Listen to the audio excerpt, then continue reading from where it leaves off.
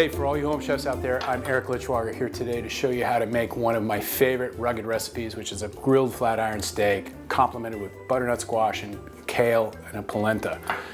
I'll share some tips with you how I make this dish and how we can make it wonderful with some great wines. So let's get chopping. Quick Chop is provided by Mission Grocery Outlet in San Francisco. Today we're doing flat iron steak. It's 100% grass-fed and organic. The reason I've really grown to like this is because it's an incredible value. There's 2 steaks in a package, and the organic aspect of meat to me is really important. If you're at Mission Grocery Outlet, for instance, you can get all these ingredients at a really good price. So we're going to start now. We've got the steak, which we don't need just yet, but I'm going to prep the butternut squash. So butternut squash is such a great product because it's really nutritious. It's so versatile. You can make soup out of it. You can do so many things with this. And they keep forever. You can stick this in your refrigerator and I swear it'll stay there for 6 months and you can use it. So when I start with the butternut squash, the top half of the squash is just solid. There's no seeds or anything inside this portion of it. As we start to get down into the bell, that's where the seeds are located. And really for today, that's all we need. That's plenty. Just make sure you get a nice, good slice. And I suppose that's why I don't like using vegetable peelers, because you have to kind of go through it more than one time to get that piece off. Depending upon the season that you find these, there may be a little bit of green veins near the surface. Just, take your knife and just trim those off a little bit. You don't need them.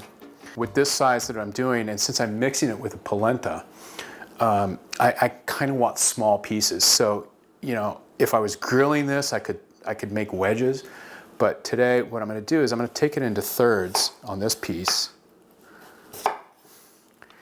And that's going to give me these nice even-sized wedges. And then I'm just going to casually dice these up. Not a big deal. And it's up to you, really, to the serving preference that you have. For this dish, we also need a little bit of onion. And we're also going to use some roasted peppers. Now, I do a lot of shopping in Mission Grocery Outlet because of the prices and the variety there is fantastic, and it's always changing. So you always get different things there, and you can afford at those price points to kind of explore your culinary adventures a little bit. You're not breaking the bank. But I do also like shopping at some of the other local stores. Trader Joe's a great store. I'm sure many of you shop there. One of the products they have regularly that I love are these fire roasted red peppers. Excellent. They're marinated in oil, and they've got a couple of great seasonings that I traditionally like to use. They're 21 seasons, so it's fantastic. All right, so let's get going on the onion. If you're looking to brown something and you're doubling the size of the recipe, you're going to need a larger pan if you want the onions or your ingredients to brown correctly. Julia Child said, never crowd your food in the pan, because you're not going to get the proper browning. So, for this dish, half an onion is more than adequate, probably even a little too much. In fact, I think that's probably about the right portion for what I'm doing. The onion is a component. It's not a main ingredient. It's adding a layer. If you go too much, it becomes too significant in flavor profile in the dish, and then you're just like saying, well, it's really onion polenta, which is not what we're after. As we expand out, you're cooking 4 or 6 people, you're going to need bigger pans. So don't think you're going to get a great browning by sticking 4 steaks into, one small pan. It's not going to happen. For this recipe, the first step is probably to put the onion and the butternut squash together. So I've got some kale here. Now, you can buy the packaged kale, but I prefer to get the full leaf, and the reason is because the packaged kale, you're getting a lot of the chopped stem, which is very tough in the package, and you have to kind of pick through it. And again, you want even cooking times, and you're going to get longer cooking times if you've got stem pieces in there and shorter cooking times with the leaf portion. So what I usually do is I take the kale and I'll just kind of like whittle down the stem a little bit with the knife and kind of take that off of there. And if you got a nice sharp knife, it just comes right off. Now kale, unlike spinach, takes a little time to cook. It's fairly robust. I mean, it needs a little time in the pan to get to the proper texture. It is going to reduce down a little bit, so always go a little bit more than you think you're going to need. Another thing my grandmother used to teach me, she said, you know, when you're cutting parsley or things like this, you can mash it together and kind of smash it into your hand and then slice it. And she goes, there's no problem with that. You get a nice chop and it kind of comes out really, really cool. And you just make sure you get your fingers out of the way. Just curl your knuckles, curl your fingertips underneath, and you slide the knife down the fronts of your knuckles. So when you're slicing, keep your finger, don't do this. You take the tips off. Curl your fingertips under and you just slide the knife down your knuckle to get that cut. All right, the flat iron steak, we're gonna prep that now. So, you know, don't be afraid of these packaged steaks. You just have to know how to treat them. And that is in the prep. So they come packaged in these sealed packets, and you know, there's a little bit of liquid in there. And the reason that is because when they seal them, they need no air in there. If there's any air inside that package, it's going to cause oxidation of the meat. So there is naturally, or not naturally, but there is added a little bit of liquid. So what you want to do is you just want to dab it off and clean it off. Don't rinse it. Do not rinse it in the sink. That's not what you want to do. We're trying to remove liquid, more or less. And the reason you want it dry is because we're grilling this and we want it to brown. And if we've got liquid on it, it's not going to brown. It's just going to sit there. The liquid's going to sit there, and on a thin layer, it's just going to be boiling off. The meat's going to be cooking, not browning. The liquid is just boiling off of it. And it's going to be cooked, but it's just not going to look as good. One of the ways you can deal with that is you can score it a little bit. And you just, if you've got a nice sharp knife, just drag that knife across and hash it a little bit.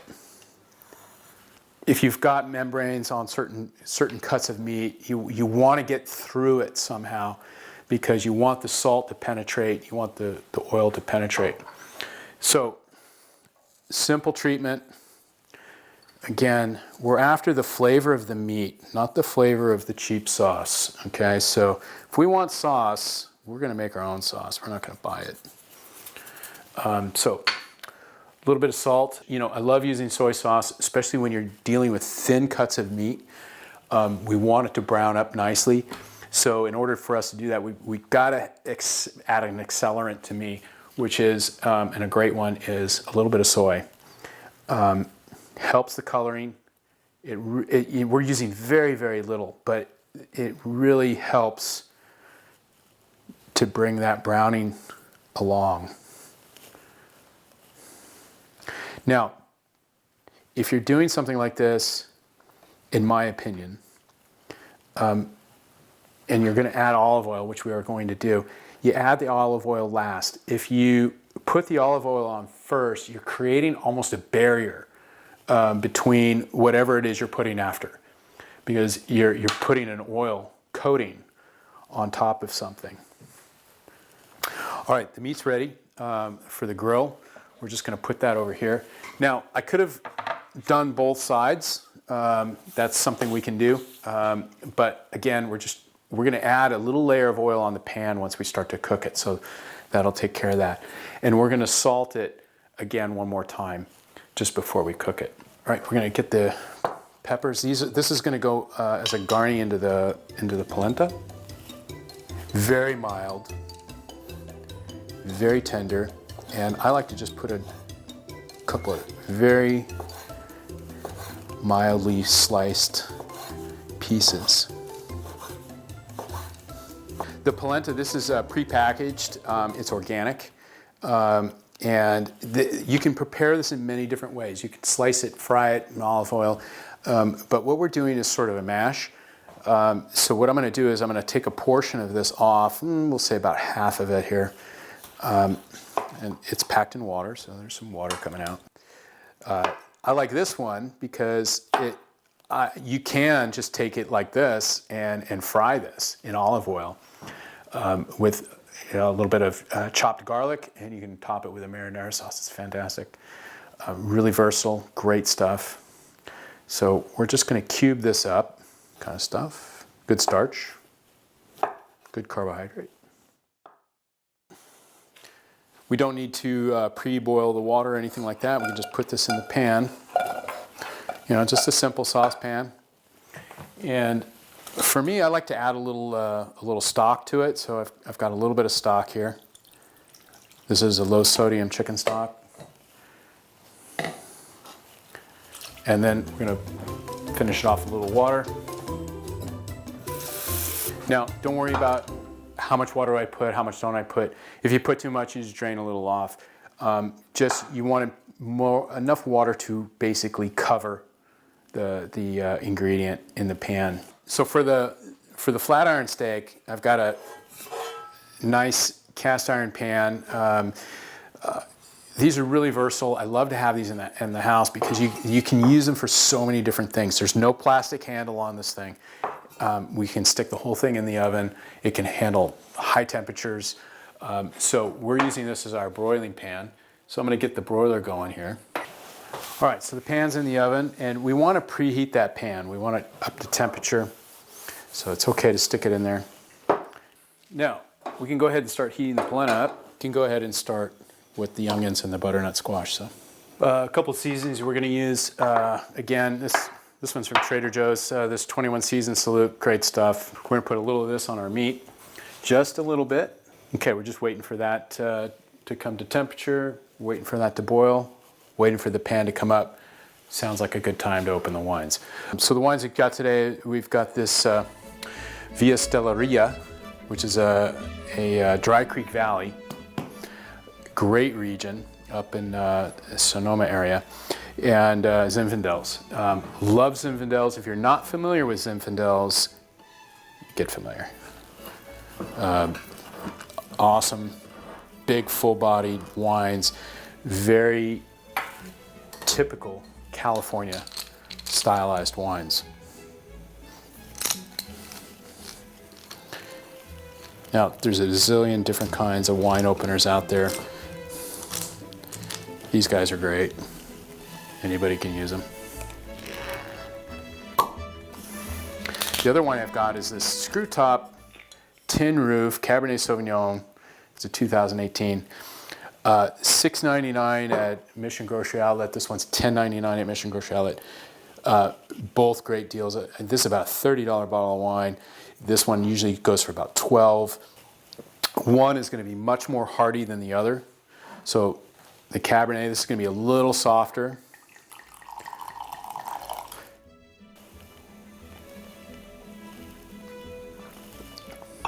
Yeah, nice blackberry fruit characters to it. Plum, very fresh actually, very fresh red. I like that. We can probably start our onion and our meat at the same time. When the meat comes out of the oven, we're going to set it aside and we're going to finish up the polenta. All right, so let's add a little bit of olive oil to the pan. Now, real important with olive oil, not to overcook it. So always put your hand above your pan a little bit. If it's super hot, don't put your oil in there. Just set it off to the back for a minute. Let it cool down. Just come down off temperature a little bit. So move it off to the side a little bit. Add your oil. If it's not smoking, you're good. But the pan was hot, so and right away I've got more viscosity to the oil. So it's moving in the pan almost like oil or like a water, which tells me we're on temp. All right, I'm going to go ahead and add this. And again, sound is telling me that the pan was the correct temperature. As soon as I added that, it started sizzling and not smoking. Now, word about pink salt, because I use a lot of pink salt. It takes time for it to melt, and once it melts, the flavors are going to come out. So use a little bit. A lot of chefs will tell you you're going to cook, you're going to salt a dish 3 times. You're going to cook, you're going to salt at the beginning, you're going to salt in the middle, and you're going to salt when you're finished. The polenta is already cooked. So all we're doing with the polenta is we're kind of heating it up and softening it up. The butternut squash, we cut it small. So the butternut and the onion will cook at about the same time. One of the things I'm going to do here is the bottom side of the steak that's going to hit the pan, I'm going to brush it with a little grapeseed oil. Grapeseed oil, I like to use it because it has a much higher flash point when we're broiling and it won't burn. So we're going to put that in there, and that's going to be the side that's going to face down into the pan.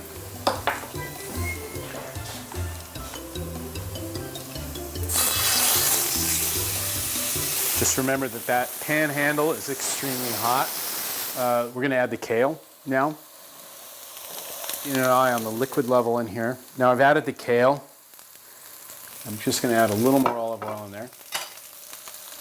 I use my tongs because tongs are, again, great tool because they help you turn just a little more efficiently. Now I've got the flame up fairly high. Kale's cooking. I'm going to add now the cherry tomatoes. Now we're not cutting these or anything. We're just leaving them whole.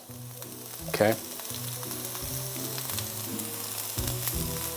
Now, as I said earlier, salting more than once. Going to add just a little more salt in there. Now is probably a good time to add our seasoning mix.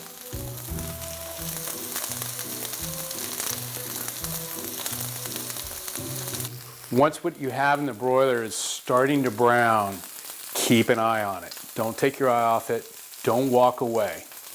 Because the ingredient, the meat, has come to temperature now. Now it's starting to brown. And it's just going to continue to brown at a much more rapid rate than it was at the beginning when you put it in.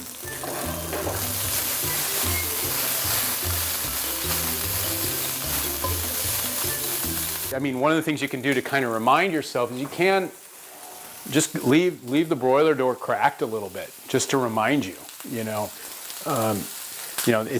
This is not the point to start answering your text messages from your ex-girlfriend. Because you're just going to get distracted and screw it all up, like you did the relationship. All right, so we've got the meat out. One piece is a little thicker in the middle. I'm going to touch it. Seems about right. So, again, with these pans, with these hot pans, when you bring that out of the oven, make sure that handle is turned away from the edge of the counter. If you've got kids, you don't want them coming around and grabbing that handle. They're going to get a nice second-degree burn and probably, maybe worse, it could be a disaster. Turn that away. For your own safety, put the hand pad on the handle. It reminds you that that pan is hot. All right, polenta's looking good. All right, so we're just going to mash this down a little bit. And don't worry if there's a little too much liquid in there. Once we mix it and combine it with the kale and the butternut, it's going to be fine. Now I'm going to leave that sit for just a second. So we're going to pull the meat out of the pan because if we're still leaving it in this hot pan, it's going to continue to cook. So we want to arrest the cooking process. It needs to sit so those flavors can retract into the fibers. Now we can go ahead and add the polenta.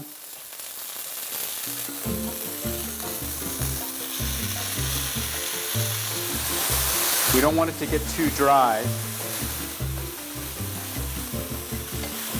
We're just going to add the rest of our stock mixture that we have. And that'll kind of cream it up a little bit more for us. And now we're going to add the roasted peppers. Peppers are already cooked, so we have no need to cook them. Just combining them in. These flat iron steaks, there's no bone, and they can be a little more on the tougher side than some of your finer cuts of meat. So what I like to do is pre-slice for your dinner guests. So you're going to want to cut across the grain. So figure out where the grain is going, and then we're just going to go ahead and take some slicing here. Now I've noticed here as I'm cutting, I'm actually cutting with the grain, so I need to change, and I need to come over and cut across it. And the reason you want to cut across the grain like that is because it just makes the meat more tender. Now I cooked these medium rare, which I think is the only way to cook meat.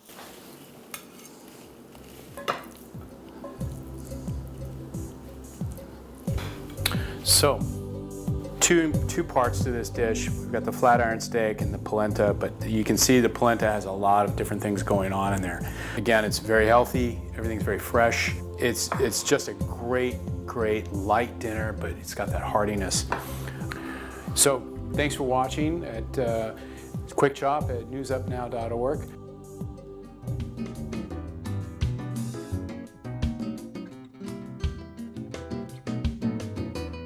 Hope it tastes as good as it looks.